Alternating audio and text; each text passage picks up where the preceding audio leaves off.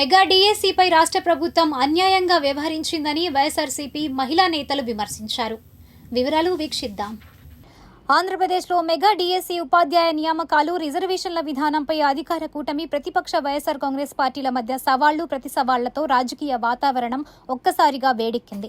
రాష్ట్ర ఐటీ విద్యాశాఖ మంత్రి నారా లోకేష్ తాడేపల్లిలోని మాజీ ముఖ్యమంత్రి వైఎస్ జగన్మోహన్ రెడ్డి నివాసానికి కేవలం 200 మీటర్ల దూరంలో ప్రెస్ మీట్ ఏర్పాటు చేసి ప్రతిపక్షానికి బహిరంగ సవాల్ విసిరారు. డీఎస్సీ నియామకాల్లో ప్రభుత్వం పూర్తి పారదర్శకంగా వ్యవహరిస్తోందని, నిబంధనలపై ఎలాంటి అనుమానాలున్నా నేరుగా చర్చకు రావాలని డిమాండ్ చేశారు.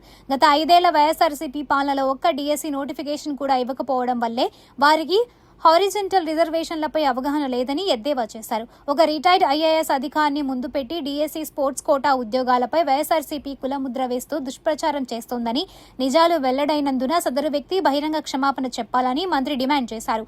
మంత్రి లోకేష్ వ్యాఖ్యలపై వైఎస్ఆర్ కాంగ్రెస్ పార్టీ మహిళా నేతలు తీవ్రంగా స్పందించారు. డీఎస్సీలో పెద్ద ఎత్తున అక్రమాలు, అవకతవకతలు జరిగాయని, అర్హులైన నిరుద్యోగులకు అన్యాయం జరుగుతోందని ఆరోపిస్తూ వారు ప్రతి సవాల్కు తిరిగారు. మంత్రి లోకేష్తో ముఖాముఖి చర్చకు సిద్ధమంటూ వైఎస్ఆర్సీపీ రాష్ట్ర మహిళా విభాగం నేతలు లక్ష్మీ పార్వతి, నటి శ్యామల, నాగమల్లేశ్వరి, జమ్మలమడక నాగమణి, మంజరి చౌదరి తదితరులు తాడేపల్లిలోని భరతమాత విగ్రహం వద్దకు చేరుకుని నిరసనకు దిగారు. తమ వద్ద ఉన్న ఆధారాలతో అక్రమాలు నిరూపిస్తామని అన్నారు. మంత్రి లోకేష్ వచ్చేంత వరకు తాము అక్కడే వేచి ఉంటామని స్పష్టం చేశారు. ఈ సవాళ్లు ప్రతి సవాళ్ల నేపథ్యంలో తాడేపల్లి పరిసర ప్రాంతాల్లో ఎటువంటి అవాంఛనీయ సంఘటనలు జరగకుండా పోలీసులు భారీ బందోబస్తు ఏర్పాటు చేశారు.